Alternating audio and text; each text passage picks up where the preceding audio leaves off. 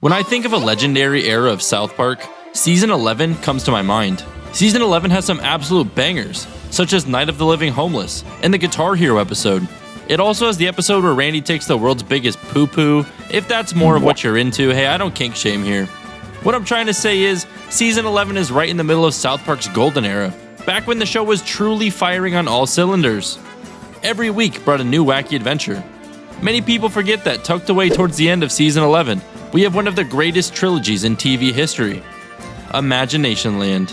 We are under attack where we are most vulnerable, our imaginations. Wait, if my imagination's gone, would I still lay in bed wide awake at night, remembering the time that I peed my pants in 9th grade social studies class? Today I'm analyzing each episode in South Park's ImaginationLand Trilogy.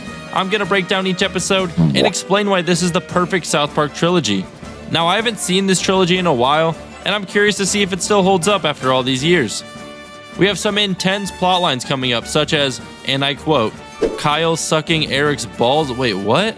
End quote. YouTube analytics suggest that 87% of my viewers watch this while in the toilet, so put your seatbelt on and let's dive into South Park's perfect trilogy. If you enjoy content like this, be sure to subscribe. I have a growing backlog of animated cartoon episodes with new videos every other week. All new subscribers will be allowed to skip their next monthly shower. Congrats! We also have a Discord if you want to harass me any further, and as always, a huge shout out to our Patreons and channel members. Those links are below if you want to support me further and see your name in all the videos. Many fans may claim that ImaginationLand is actually the sequel to South Park's first movie, South Park Bigger, Longer, and Uncut, but that's actually not true, per Trey Parker and Matt Stone. They claim that if the original movie ever got a sequel, then that would be the series finale. South Park did, however, release an uncensored director's cut version of the ImaginationLand Trilogy. You can check this out on Amazon Prime for a cool $3, or you can use that money to put a down payment on a $70 life-size cutout of Danny DeVito. I'm not a financial advisor, but I know what choice I would be making. Strangely, the director's cut only has an 8.4 star rating on IMDb, while the individual episodes sit at 9, 8.9, and 9 again, respectively. Episode 1 of the ImaginationLand Trilogy begins with, well, it's just called ImaginationLand.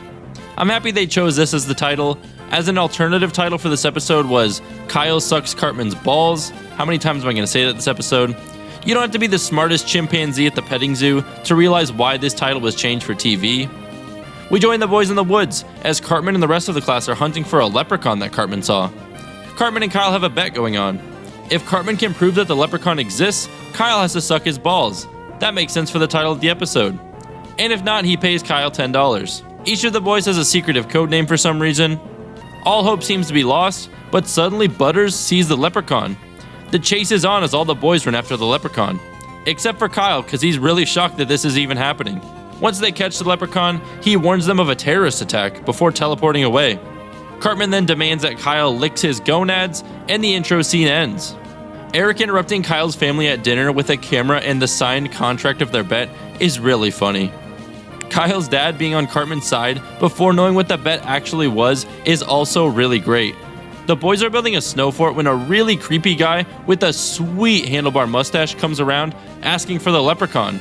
This character's design is so great, Fupa included. He tries to take the boys on his imagination machine when Butters asks him if he's gonna... yeah, you know. The boys board the ship to an unknown destination as the Imagination song is sung. It's just imagination repeated numerous times in varying pitches. Before the boys know it, they're in the magical ImaginationLand. You know, like the title of the episode. ImaginationLand contains everything humanity has imagined. I think I saw a brown Super Bowl trophy in the background of one of these scenes. Before the boys have time to think though, ImaginationLand is under attack. And it's under attack by terrorists in a gruesome scene. Stan being shell-shocked and perceiving everything in slow motion is super cool. The boys are saved by a flying dragon, well, everyone except for Butters, who's left behind in ImaginationLand. Kyle wakes up in his bed, thinking this was all just a crazy dream, before Butters' parents show up at Stan's house. It turns out Butters is missing. Cut to the Pentagon. The US government has received word on the attack on ImaginationLand. Butters is trapped in ImaginationLand, and Cartman is focused on taking Kyle to court for the breach of his contract. I'm not a lawyer, would something like this actually hold up in court? Regardless, the judge sides with Cartman and gives Kyle 24 hours to fulfill his obligation. The government's asking Hollywood for ideas on how to stop the terrorists in our imaginations. The Michael Bay bit with all the explosions is kind of funny. Mel Gibson gives them the wise idea to look closer at the videotape. This is the government we're talking about. How has this already not been done? The government then realizes that Butters isn't from Imagination Land because he's out of place. Classic government incompetence here. The government's about as incompetent as Ash Ketchum using a Pikachu at a ground gym. The terrorists are trying to use Rockety Rocket, sweet name by the way, to destroy the barrier to unleash the evil side of Imagination Land. Only the most evil things exist on that side of the wall. You know, like Kanye West and Ellen DeGeneres. Cartman's hosting a party with everyone for Kyle to fulfill his dinky bet. Kinda weird, but again, I don't kink shame. The US government arrives just in time to take Kyle and Stan away. Butters tries to stop the terrorists, but they use Rockety Rocket to destroy the barrier. And the monsters are coming. Cartman's on a truck to Washington, D.C. to get Kyle back as episode 1 fades to conclusion. What an amazing opening episode. We have so many unanswered questions and intertwined storylines.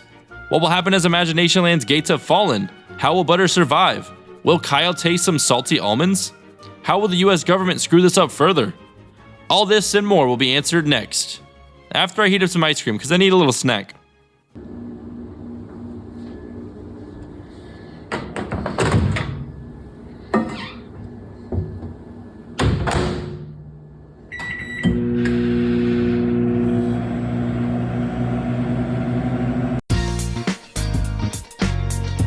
If you thought the episode 1 title was amazing, check this one out. We have Imagination Land, episode 2. Crazy, right? Nice! Imagination Land won an Emmy in 2008 for the Outstanding Animated Program for programming 1 hour or more. The only time South Park has been nominated for this particular award, and their 3rd overall Emmy. I gotta bet that trophy's being used as a paperweight somewhere in South Park Studios. Episode 2 begins as Butters wakes up in his bed. Turns out this was all just a dream. The monsters have arrived, and the alien from, well, Alien, eliminates the mayor of Imagination Land. Stan and Kyle are getting questioned by the government, and the government lets it slip that they have a portal in progress to Imagination Land. In another dream, Cartman is imagining his bet being fulfilled by Kyle. The government shows Stan and Kyle the doorway into our imaginations. The portal's almost complete, but they're just missing one key piece. Come aboard and bring along all your hopes and dreams. The Imagination Song. With the mayor's dying breaths, he tells the Lollipop King and Butters to get to Castle Sunshine through the Gumdrop Forest. It's their only chance. The evil monsters are all bickering about who is the most evil character. Little do they know, the woodland critters are by far the most evil characters in all of Imagination Land. The government guy just telling everyone about the secret project doorway is a really funny bit. The government has the portal opened, with Kyle and Stan's help enthusiastically singing along. A strike force of soldiers are planning to invade the portal when all of a sudden another evil being approaches, Cartman. Cartman shows the contract to the government, and they send Kyle away with Cartman to fulfill his obligations. Every character just acknowledges that Kyle signed the contract, even though the proposal is insane.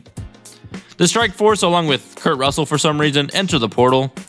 We don't see their mission, but we can still hear the horrors as the woodland critters have found them. Stan realizing that the woodland critters are there is hilarious. Wait, since Cartman imagined them, is Cartman technically on the hook for murder here? I mean, they are imaginary, but the crimes that they're committing are not imaginary. How does this work? I need a lawyer again. Just as Cartman and Kyle are about to get nutty, an alarm sounds and everyone is evacuated to the main hall. Butters and Co. have made it to Castle Sunshine, Imagination Land's last stronghold against the evil creatures. Back in reality, an entity has breached the gate from Imagination Land, Man Bear Pig. In an attempt to stop Man Bear Pig's rampage, the portal is reversed and Stan is sent back into Imagination Land. Butters is not an imaginary character, so the council at the Sunshine Castle must decide his fate. Wait, if Jesus is on the Imagination Council but exists in South Park, what does that mean exactly? Is he imaginary? Is he... I don't know. Reversing the portal has shocked Kyle, resulting in him passing away briefly. Cartman wants him to live, as that's his best friend. Surely there's no other nefarious reasons. Cartman's able to revive him, and the council is deciding Butters' fate. Butters is the key to saving Imagination Land. Topside, the US government has decided to nuke our imaginations. The second episode wasn't quite as strong as the first, but it's still great, setting up so much for the finale. Plenty of unsolved questions. How will Butters save our imaginations? Where is Stan? Will the US government nuke our imaginations? Does Kyle ever get nutty? Luckily for you, this isn't TV, and you don't have to wait, as we will conclude the greatest trilogy of South Park right about now. Brace yourselves, because the final episode in the ImaginationLand saga is ImaginationLand Episode 3. Bet you didn't see that one coming. How will all these storylines conclude in only 20 minutes? The evil monsters, which includes Wario with a shotgun, have begun to march towards the Sunshine Castle. The ImaginationLand characters are outgunned and outmatched, but they have Butters. Butters has a power that can change everything. Al Gore has arrived on the scene due to the arrival of Man Bear Pig. If Man Bear Pig is imaginary, does that mean global warming is also imaginary? Can someone explain this? Don't worry, they explain it later. Kyle's recovering from his run-in with Man Bear Pig, but he can hear Stan's voice. Cartman brings him in an ice cream sundae with all the toppings. Cartman's various costume changes when he thinks Kyle's set to taste his salty almonds is pretty funny. Butters learns from the council that if he focuses really hard, he can imagine things to life in ImaginationLand. He just has to stay calm and focused. It's been ruled that our imaginations are not actually real, and the government does not need approval to nuke our imaginations. Stan is wandering through the gumdrop forest as he hears the bells for war. Jesus charging in with his sword is a super cool scene. He looks like Jon Snow charging into battle. The battle for ImaginationLand has begun, but unless Butters can get his powers under control, the ImaginationLand heroes stand no chance. The Supreme Court rules that our imaginations are not real, which overturns Kyle and Cartman's bet. Kyle's forced to try and stall the government from nuking ImaginationLand, and Cartman is distraught that Kyle is not paying up on the bet. Technically, Cartman has lost the bet though now. Back at ImaginationLand, just as things are looking hopeless, Butters summons Santa. Kyle joins the anti-nuke hippies to try to stop the nuking of ImaginationLand. Stan is brought to the castle just as the battle is almost won, but he warns them that the battle is the least of their concerns. The US government is getting involved, which is never good for anyone. Cartman breaks into the portal chambers again to talk some sense into them about what is real and what is imaginary. You'd be surprised how easy it is to break into a government facility where they are actively trying to nuke something. Cartman starts a debate among everyone on what is real and what is imaginary. Butters has arrived on the battlefield in a bubble, giving everyone buffs. Butters is the best support character. Butters' imagination can't save all of ImaginationLand from a nuke though. Kyle breaks into the Pentagon as well, and I like how he just jumps through the glass instead of the hole that Cartman already made. Kyle gives a speech on how imaginary things are real, because while they may be imaginary, they are important and change the way we live. His speech works and the nuke is called off. Kyle finally explodes on Cartman, who has been an annoying flea to him this whole trilogy. Just when everything is calmed down, Al Gore breaks in and rearms the nuke. He wants to kill Man Bear Pig for good. The nuke is sucked into the portal, and ImaginationLand is flattened. The screen goes white, and only Butters emerges. He thinks really hard, and he rebuilds ImaginationLand in all its glory. He even revives the mayor again. I thought prior they said he couldn't do this, but I guess when you need it for the plot, it just works out. Last time I thought as hard as Butters did, it was in my 9th grade social studies class. And we all know how that ended up. Everyone's in ImaginationLand, and Cartman begins to focus. He imagines himself wearing a crown. And then he imagines Kyle. And he has Kyle, start to get salty.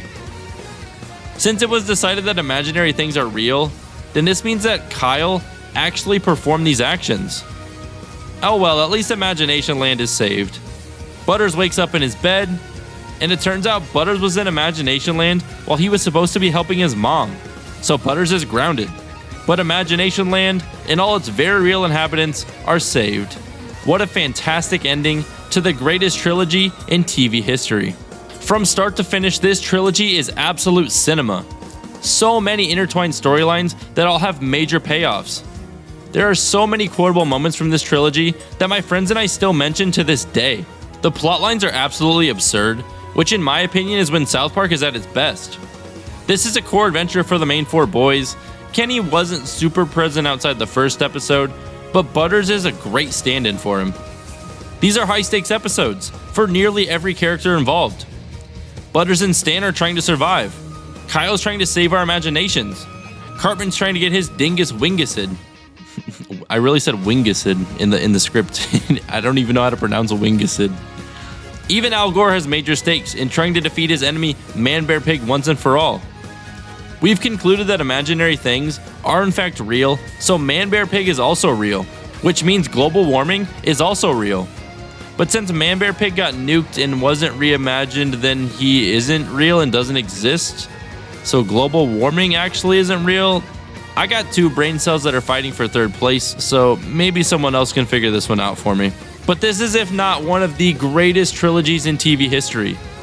Golden Era South Park in movie format is the perfect recipe for a cinematic masterpiece. If there's a better trilogy or string of episodes, let me know in the comments. Some South Park fans hold the Black Friday trilogy pretty highly, but in my mind, Imaginationland is the clear-cut champion. If you want to see a similar video on the Black Friday trilogy, let me know. Actually, just leave any suggestions down there. You want a Bluey Season 1 recap? I got you. If you made it this far, might as well subscribe and join the Discord. Alright, that's all I got. Thanks again to our Patrons and channel members, and thanks for watching.